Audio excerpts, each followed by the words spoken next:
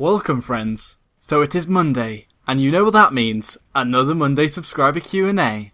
However, first I would like to mention that the NC won the vote in the last Q&A comments for a character to be made on the new Cobalt server. NC got 16 votes whilst TR got 13. Sorry guys and TR. Another more exciting bit of news is that I am planning some more regular content. Firstly, after the reception of the console gaming experience, where I went on live cam, I wanted to do some more of the similar videos. So basically what I want is for subscribers to propose me challenges or objectives to do in the space of 15 or 20 minutes, live on camera. This series will run every Tuesday and will be called F It, We'll Do It Live! The second one is for the community. I really wanted to do something fun where people could come play with me, and making the Galaxy Dancing video showed how hilarious it can be. So basically, I'm making an aptly named Derp Squad for players to join me in trying to achieve a silly objective, like only using knives or Duck Duck Goose in game to decide who will have to have all C4 stuck to them and sent out on a suicide mission. I'm thinking this could be done on a Thursday, but I will have to finalise that. All the events will be posted on the Steam group Joshino Gaming, so you can see the correct times there, or if you aren't using Steam, I think I'll also make a Google Plus group to notify people. Also, this doesn't have to be particularly on Planetside 2, and I am open to subscriber suggestions. The main priority, really, is to just have fun. I'll put links in the description below.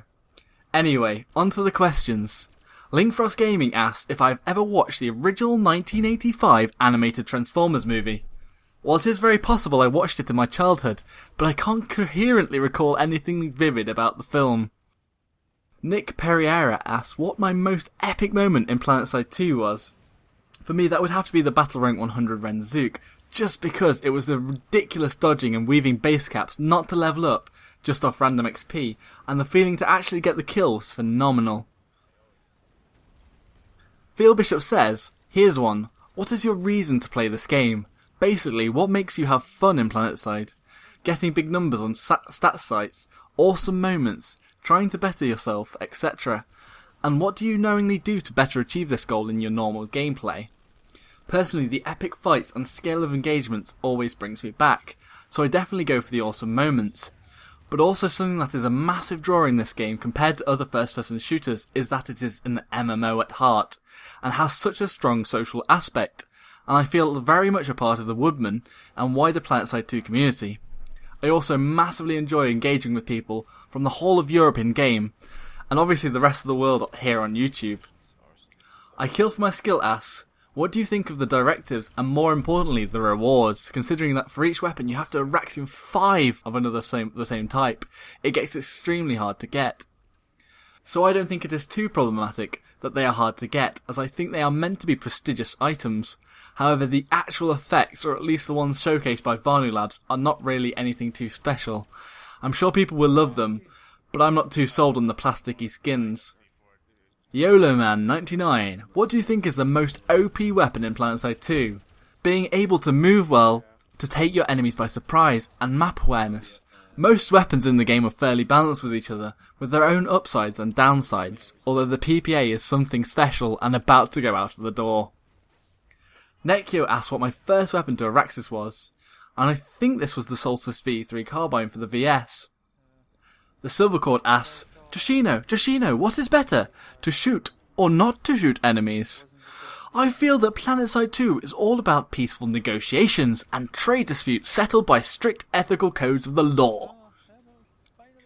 Denutter2012 asks, what are your thoughts on faction-specific grenades, and how much would they cost? I have some ideas, but I don't think they'll fit in the comments, so I'll leave it to you. I've never really thought about faction-specific grenades, but I guess it could be interesting to have a Plasma-esque grenade for VS, which had a really large splash but did very small direct damage. Or perhaps did more damage to shields and health. NC could have a cluster bomb that split off into small explosives and did a random spread of damage. And perhaps a TR could have one that threw very far, or was magnetic and chased enemies.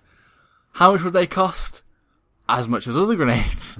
Also, something I'd like to note is that people should only ask Q&A questions here, as I get so many comments and I lose questions on other videos.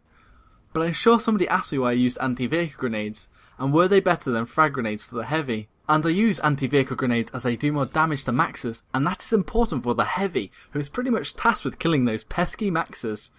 Also, heavy shields put you at an advantage against all other infantry, so you don't need to be so hard on them. So thanks for tuning in again for this Q&A. If I missed your question, I am very sorry. Also, be sure to comment on my 2 new regular content ideas. Until next time everyone, Joshino.